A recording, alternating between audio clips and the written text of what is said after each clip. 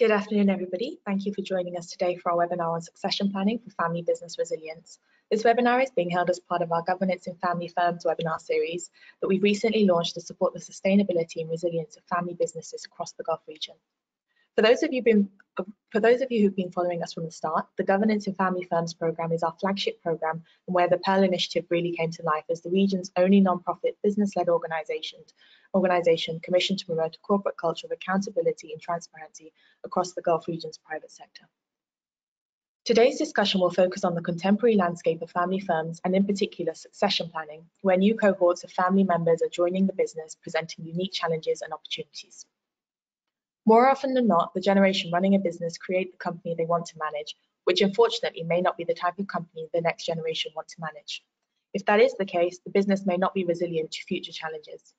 Succession planning should therefore always consider the realities of the personalities involved and the skills required, while the long-term vision of the business should be created with the aspirations and strengths of the next generation in mind. Or alternatively, the appropriate skills need to be brought into the business from the outside. Leading this discussion on succession planning today is Walid Chinyara, advisor to business families and a pioneer who introduced family governance to the region over 20 years ago. As an advisor for families in business, he has 40 years experience as an international lawyer, 25 years dedicated to serving 140 family businesses representing in excess of $500 billion US, worked with families from across 75 countries and over 1,500 next gen, as well as working with over 10,000 trusted advisors. Over time, he has forged himself a reputation as the go-to person for Mission Impossible family business succession planning. Recently, he has papered his experiences and related solutions in a book, Dynastic Planning, a 7-step approach to family business succession planning and related conflict management. The 7-step methodology offers a systemic approach to family business succession planning and to conflict management. It discusses the elements that traditionally cause tensions among partners who happen to be family members and focuses on the importance of communication. The book is based on real-life examples and success stories and offers solutions that have been tried and tested for over 2 decades. I do believe the book will be out later next month, mid-May, for those of you who may be interested.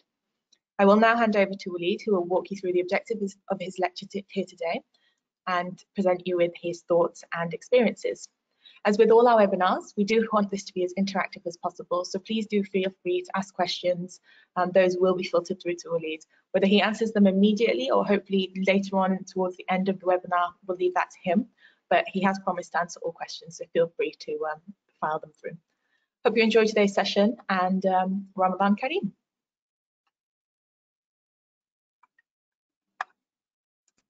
Good afternoon, everyone, and thank you for joining us this afternoon. May I suggest that we start with a quick poll. We have 3 questions that we would like to ask you, and they would help us define the mood of the next few minutes.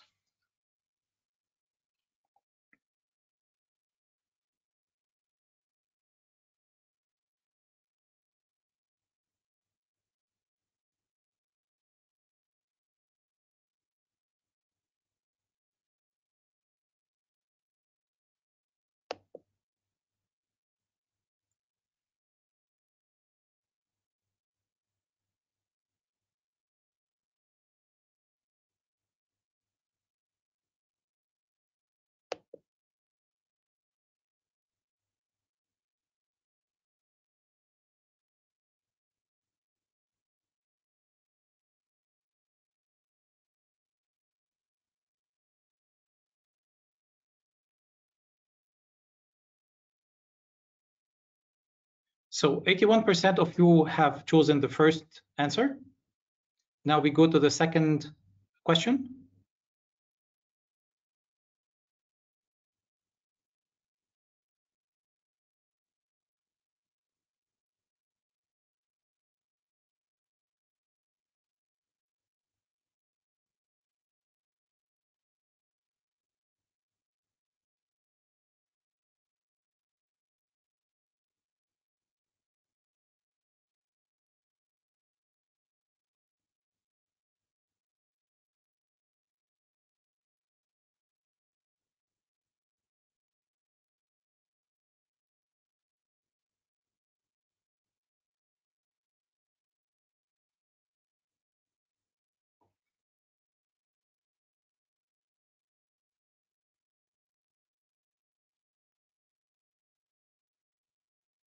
Well, the answers to this second question are quite interesting. 50% believe it is the first generation, 30% believe it is senior management, and 16% think it is the next generation.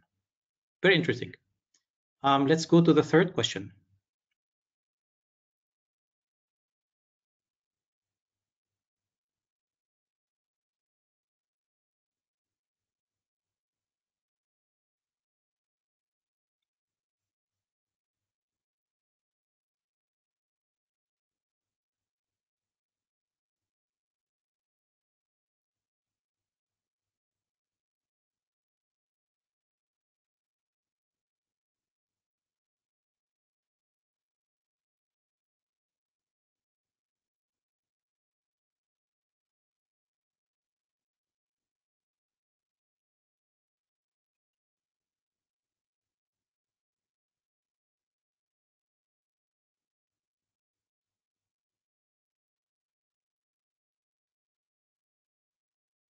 Well, the answers to the third question are very interesting. 61% believe it is fatality, it is an act of God. Succession planning just happens. And 39% think it is a mystery. In other words, a complex process or system. Thank you very much for participating. This will basically lay the foundations for the conversations we're going to have this afternoon. And I look forward to the questions that you're going to ask a little bit later. If you would allow me, I'll take a few minutes simply to thank Yasmin for her kind introduction and for referring me to my last referring to my last publication. Allow me also to return the compliment and to thank you, Yasmin, for your invitation. Indeed, a great opportunity to discuss some of the basic elements of family business succession planning and the role the next generation are expected to play. Before I turn to the subject at hand, I would also like to take this opportunity to commend you and your team for the great job the Pearl Initiative is undertaking in the field of corporate governance. Most importantly, I would like to salute the visionaries behind the Pearl Initiative. When they first launched their project 10 years ago, the GCC was emerging as a major player on the global scene, and it desperately needed a reminder that if the economy were to survive in a global and increasingly competitive and unstable world, it had to invest in acquiring the best tools available. For a family business, those tools are called governance, corporate governance, family governance, and financial governance. And this is exactly what the founders of the Pearl Initiative have been advocating for all along. It is also the topic of our conversation. As the title suggests, this webinar will cover 3 topics. We will discuss succession planning in a family business context. We will explain why some find it challenging to achieve a successful transfer of the torch to the next generation. And finally, we will discuss solutions, including corporate governance and family governance, and the way they complement one another. But before we start, if you would allow me a couple of words. I'm here today in my own capacity, and all the opinions I will express are mine and mine alone. They do not represent the views of any of the firm or organization I'm working with today or have worked with in the past, or any of its members. As Yasmin mentioned a bit earlier, I'm a bit used to public speaking, so please feel free to ask all your questions. The more interactive the session, the more interesting it will be. And I have here on my screen a little gizmo that will show me where the when the questions are published, and then I will attend to those.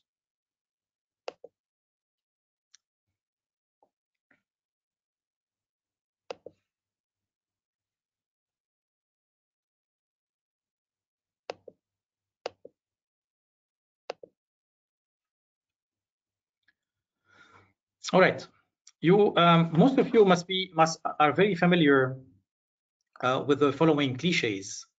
I'm here to tell you that there is more to family business or to family business succession planning than simply the fact that family businesses across the world represent the backbone of the economy, that they represent between 65 and 90% of the private sector, that depending on the country where they operate, that they are the largest employers and contribute large portions of the GPTP and tax revenues. You're also all familiar with the fact that shirt sleeve to shirt sleeve in 3 generations, or clogs to clogs in 3 generations.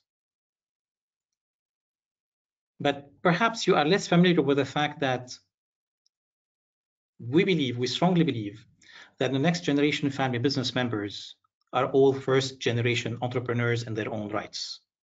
Some, yes, are born under a lucky star, but so what? They still need to work hard and prove themselves if they want to preserve what was handed down to them and actually grow it.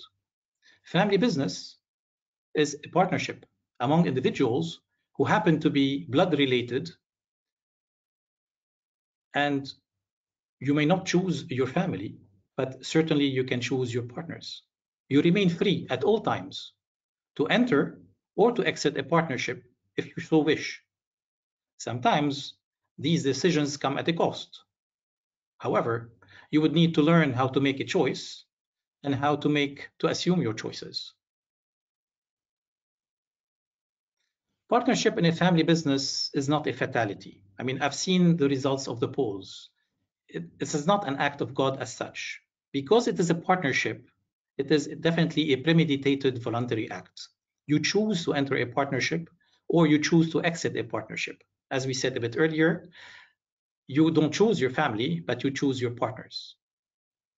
And the fact that a little number or a small number of partnerships survive and a small number of transfers of ownership survive from one generation to the other doesn't mean that this is the end of the world.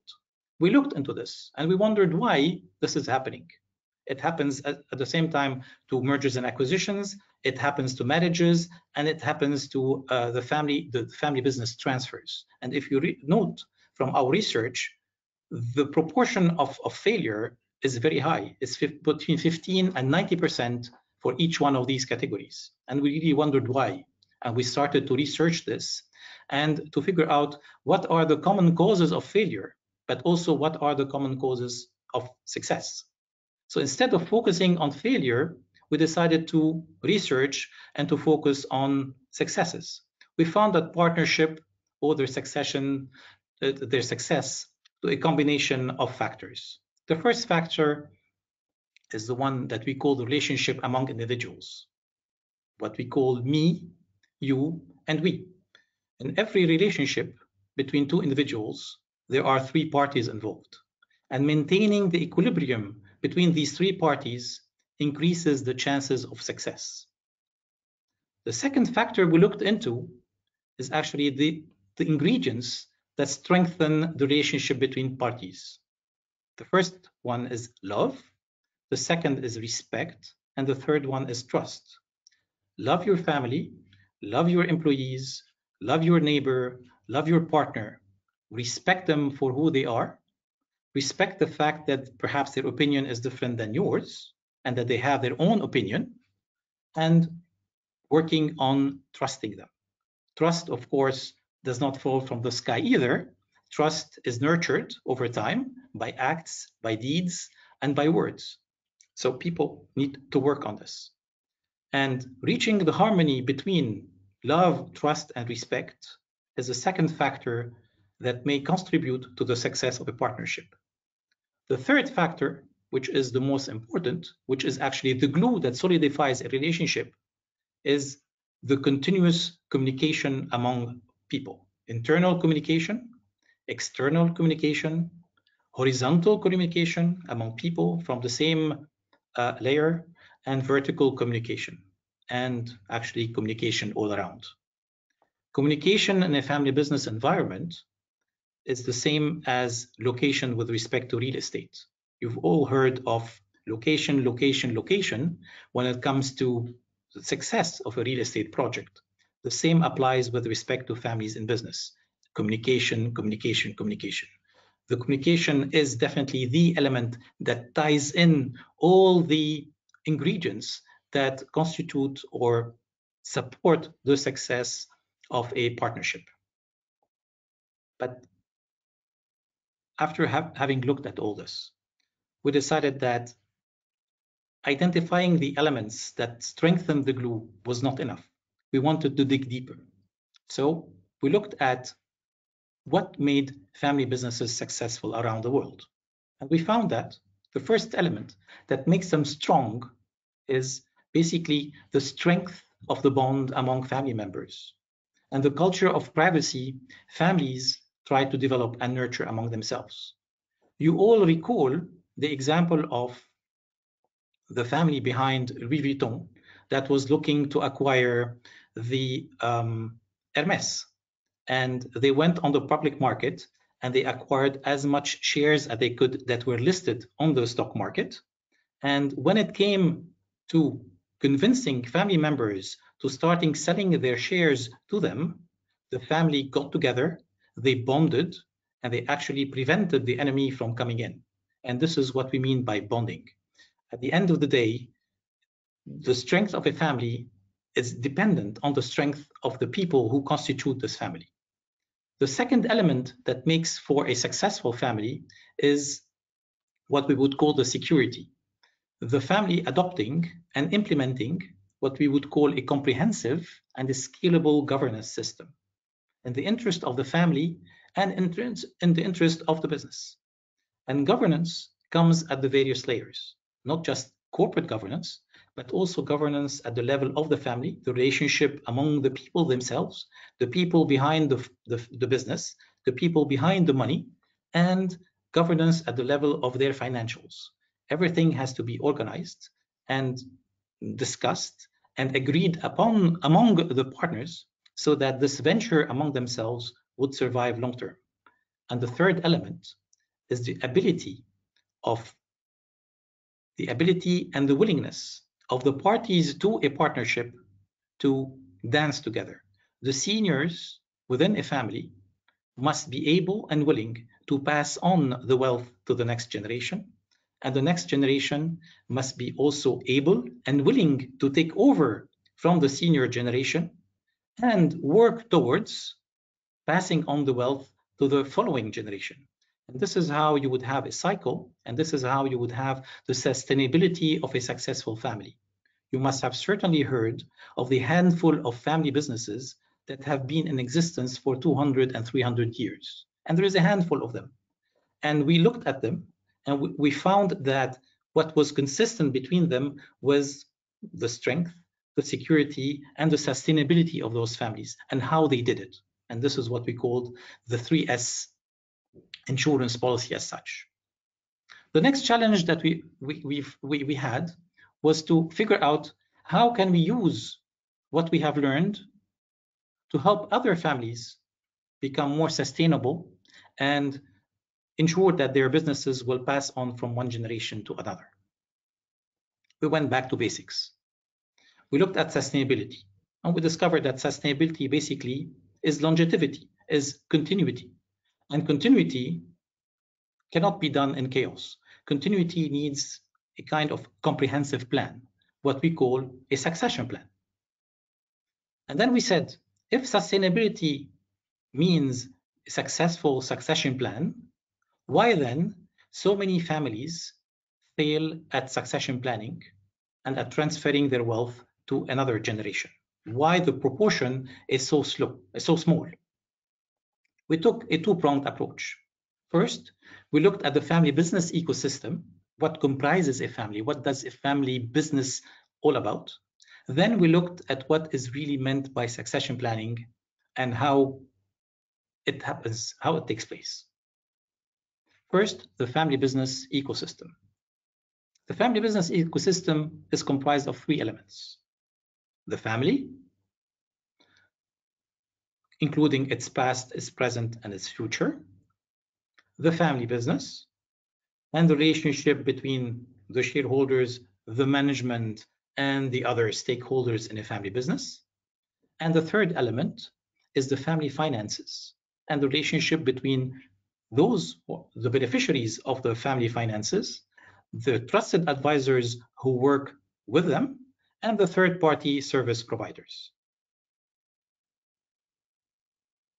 Then we started to dig deeper, and we discovered that each one of these elements was more complex than meets the eye. If you look at the family, you will discover that you have a father, you have a mother, you may have more than one father, you may have more than one mother, you may have several children, you may have several grandchildren, people get married, you have emotions, you have characteristics of human beings, you have pride, you have greed, you have ambition, you have money, you have many things that go with that. If we look at the element of business, we would see that there are people who hold financial interest. There are people who manage the company. We have something called a board. We have senior management. We have employees. We have stakeholders. We have third-party providers. We have bankers. We have suppliers. We have clients. It's a whole galaxy by itself. And if we look at the family finances, we'll find that there is another galaxy out there that is also equally as complex, that has several elements to it. The money with the bank, the money with the merchant bank, the investment portfolios, the people who serve the family, the well-being of the family, the insurance, the concierge, the driver, a whole galaxy of elements that are independent and are of interest to a family other than the business elements as such. So we discovered that all these elements were equally as complex.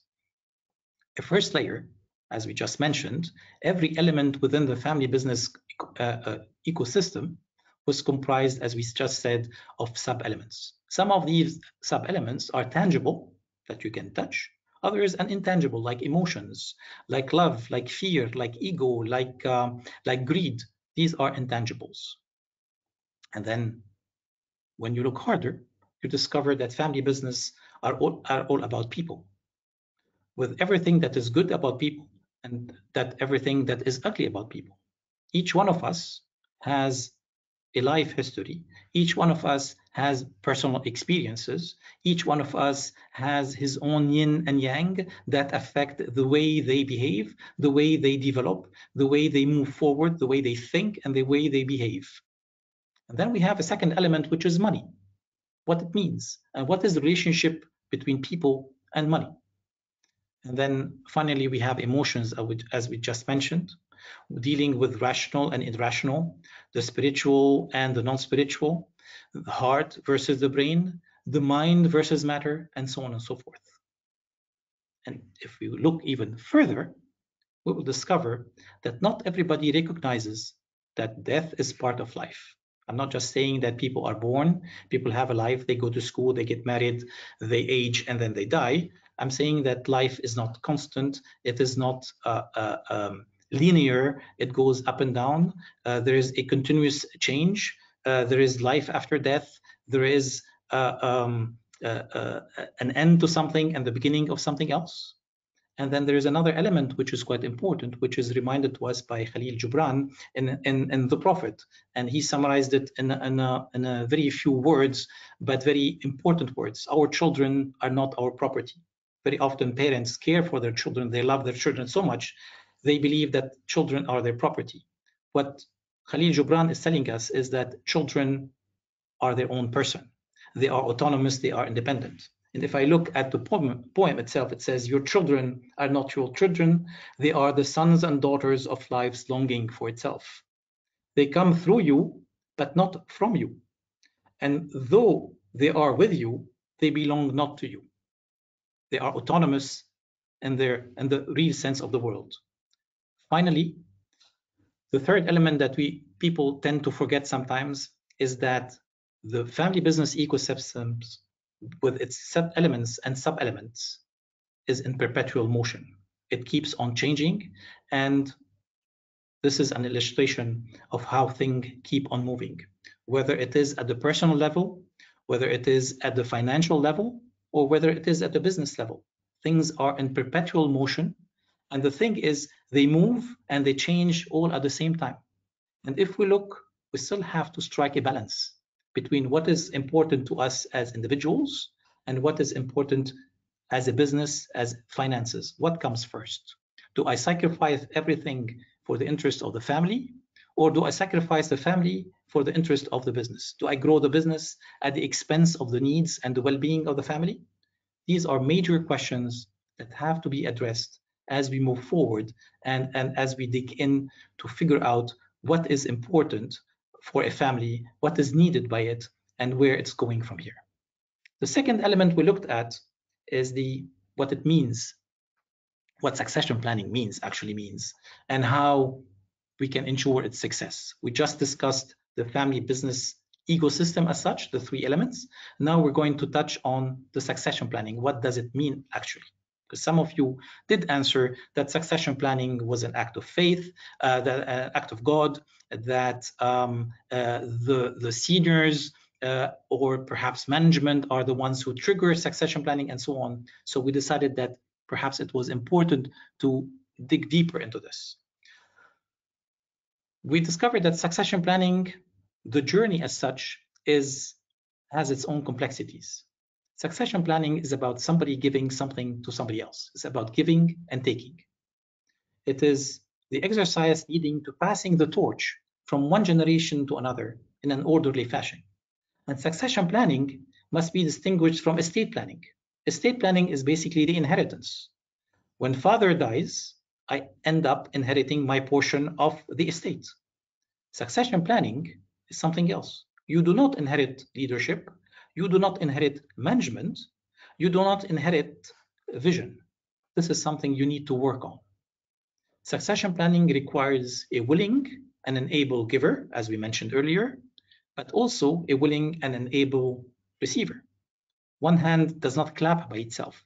It takes 2 to dance. It takes 2 hands to clap. Succession planning is not a process.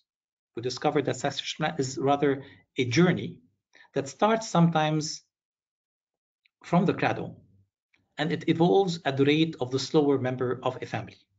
If mother does not understand financial statements, then my role as a CEO is to sit down next to mother and explain to her what the financial statements say, how they are built, and what she needs to look into so that she can ask the right questions. It comes with a job to educate others, and in a family, not everybody is at the same level. So working towards a succession plan, you need to take into consideration the level of comprehension, the level of intellect, the understanding of each member of the family that you are dealing with. Because after all, as we said, a succession plan, a family business is a partnership. All partners are equal. So in order to succeed in your exercise of succession planning, you need to, as we say here, to ace it, you need to face it. And to face it is an acronym that basically means, first of all, fact-finding. We need to look into the details. We need to unearth the truth.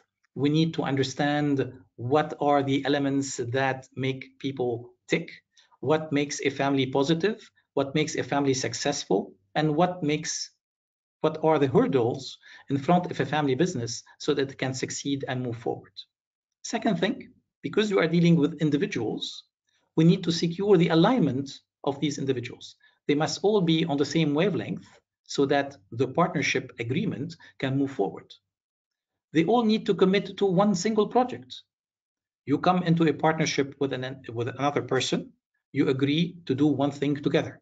What is this thing? So when technically you take over a business from a founder, the people who take it over need to sit around the table and agree together what are they going to do with this business. They have several options. Either to take it as is and continue it and try to grow it. They may have a different vision and a different optique and a different plan for the future. So they need to agree what the plan is. And also they have the option to exit if they don't like it. Every one of us has the option to exit a partnership, and everyone has the option to opt out of an inheritance. If you receive an inheritance from a father or a mother, you have the option to say, I want my share of the pie and go with that. Or you may decide to keep your share of the pie with your brother and sister and cousin and continue the journey together. But you need to agree together a common project. And the last element is engagement. You need to engage. People need to take ownership of the project that they agreed to do together and move forward. Because a partnership is like rowing.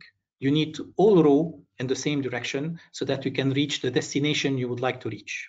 And the two other elements are the implementation and basically keeping track of the changes that occur along the way. Because once you agree a contract, once you agree to move forward, things happen on the way.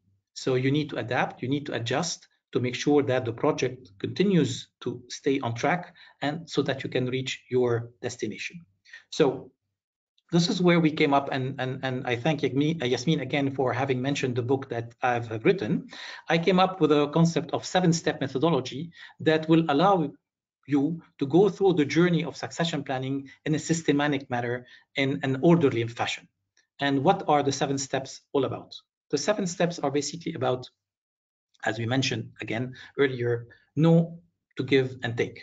It all starts with giving and taking. So people need to understand who is giving what to whom, and what are the things that are being passed on and passed over.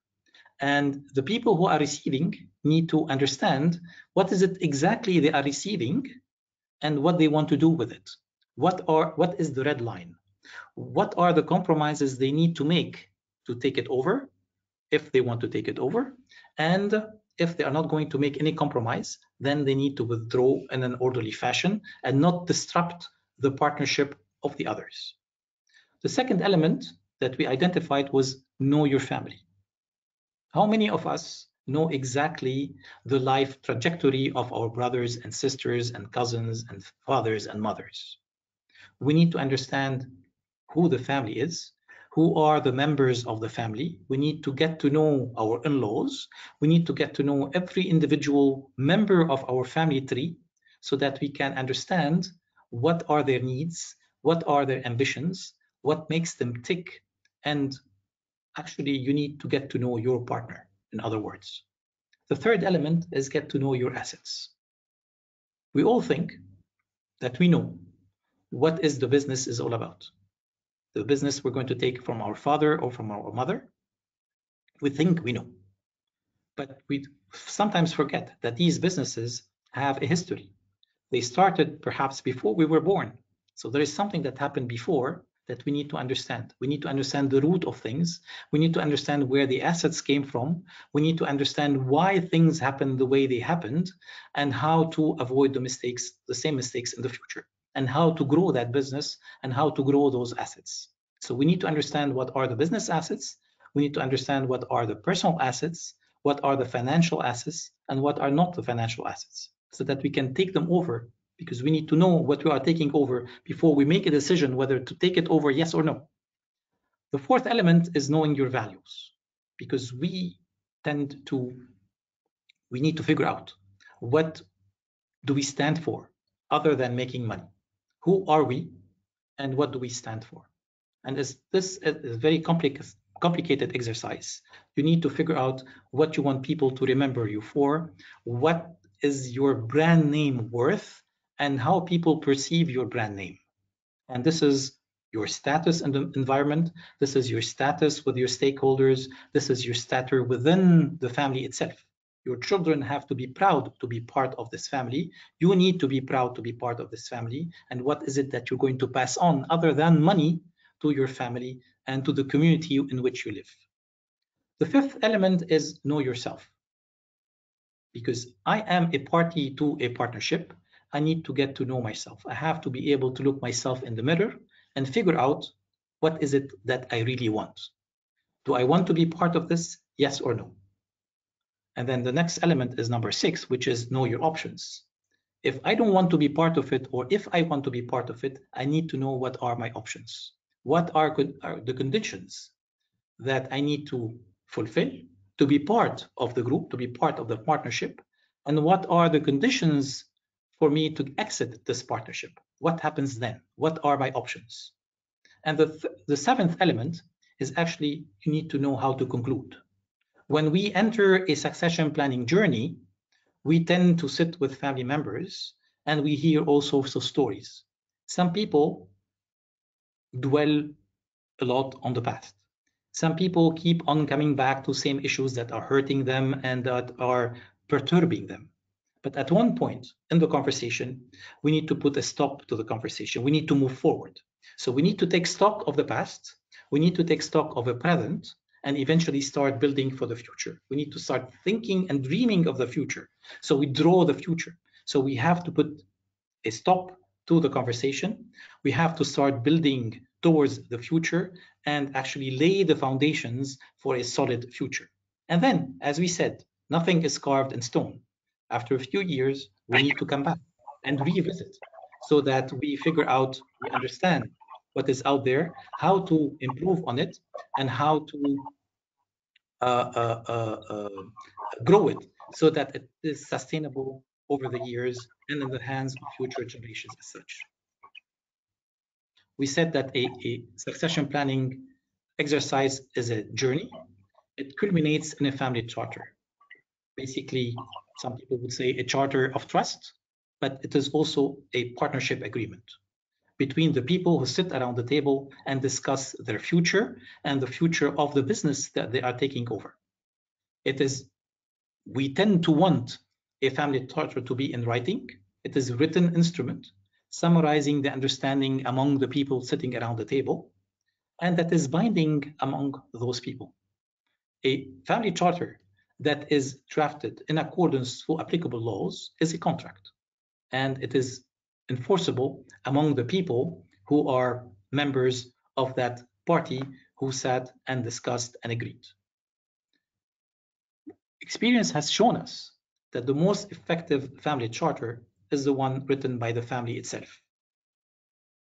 You're all familiar with the fact that many families, because there are so much emotions involved in the conversation among themselves, tend to hire a third-party neutral person to come and help them with these conversations.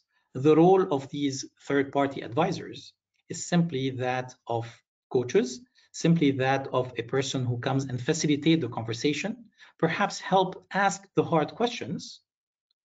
Often also, these third parties are invited to hold the pen on behalf of the family. But at the end of the day, the family is the one that needs to take ownership of this document. The document, the family charter, the partnership agreement needs to reflect the needs and the wants of the family. They need to see themselves in this document. They need to feel the document belongs to them, and they need to feel that the document reflects what they actually want and the relationship that they are building with their other partners. So at the end of the day, the family is the sole group of people who are responsible for the success of a family charter as such. Once the 7 steps are completed successfully, then you have a book, you have a book of rules, you have the rules of engagement. What do you need to do? You would need to start implementing. You need to have to practice everything that you have agreed. Implementation of a family charter requires what we call a mega dose of TLC. A lot of teamwork, leadership, and again and again and again, communication between the parties. The implementation takes place at the 3 levels. The level of the family as such, and what we call governance and rules of governance and rules of engagement is basically the elements that people will put in place so the family can work in harmony together. Some people put in place rules for a family assembly. Others will put in place rules for a family council or a family board. And then others will look into the well-being of the family as such. And others may even look at conflict management. What if a conflict arises? How do we deal with it? You don't wait until the conflict takes place and put the rules in place. You try to put the rules before a conflict takes place so that when something happens, you have a fallback position and you would know how to deal with it. At the corporate level, which is also equally as important, you need to look at, as we said earlier, the relationship between the shareholders, their rights and obligations, and the relationship with management. Who manages the company? Technically, a board of directors is the one that manages the company. Who sits on the board? What is the role of a board? What is the objective of the board? How do we remunerate board members? How do we choose board members? How do we choose C-suite? Who is the commander-in-chief of the business? Who is the CEO of the business as such? Then we look at the stakeholders, the rights and obligations, internal stakeholders, external stakeholders. Because today in the modern world, employees are considered to be partners in a business. They are those who participate in building a business. They are the ones who actually, at the end of the day, will make it succeed or will make it fail. So we no longer look at employees as in a master-servant relationship, but we look at them as partners, equal partners as those individuals, the shareholders who invest in the business. And the third, governance, is at the level of the finances as such. We said that there are beneficiaries who could be different than the body of shareholders, who could be the family at large, or a smaller family members, a group of family members, and the relationship with their trusted advisors. Those individuals, they entrust with managing their personal assets, the assets other than their business assets, and the relationship with the third-party providers, the bankers, the consultants, the wealth managers, and so on and so forth. And then the final element is tracking change. Tracking change is actually ensuring that all the steps and the discussions among the family members are well documented, and that today's experience would serve as a precedent to reduce the tension among future generations. We log in everything, we learn from past experience, and we pass on those logs to the next generation. For them, first of all, to understand why decisions were made the way they were made by their predecessors, and two, in case the predecessors made mistakes and learned from those mistakes, we also take them into account and we avoid them for the future.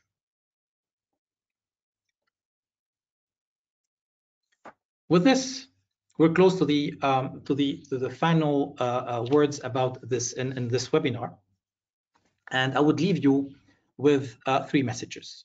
The first one is, in a family business context, corporate governance and family governance go hand in hand. We cannot neglect one to the advantage of the other. They complement and support one another, like the 2 legs that carry a human body. Second, family business is a partnership. It requires the buy-in of all the parties concerned, seniors as well as juniors. This being said, the next generation are the key to the success of a succession plan. In our polling questions earlier, it was mentioned that the seniors, perhaps manager, have a larger role than the next generation in organizing a succession plan. We are of the opinion that the next generation have a say in the succession planning. The onus actually falls on them to make sure the succession planning succeeds, that there is a plan. They should take the lead and not expect anything to be handed over to them for free. They need to take ownership of the process and show the seniors that they are able and they are willing and they are capable to nurture, to love, and to grow the business that their seniors have founded or their seniors have started before them. Finally, a family charter is a contract. If in compliance with applicable laws, it is binding among the people who signed that contract. This concludes our webinar for this afternoon. I'm open for questions. I'm looking. I have a little gizmo here that says how many questions we have. For now, I don't have any questions, but we can wait perhaps a few seconds and wait to see if there are questions that will pop up. Thank you all for being here today and for joining us.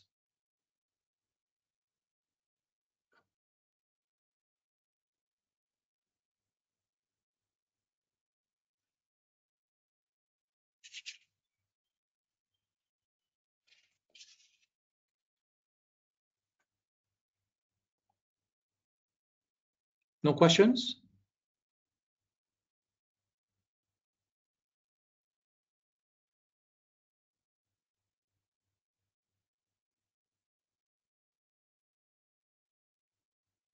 Well then, I thank you again for joining us, and I wish you a good afternoon. Bye-bye.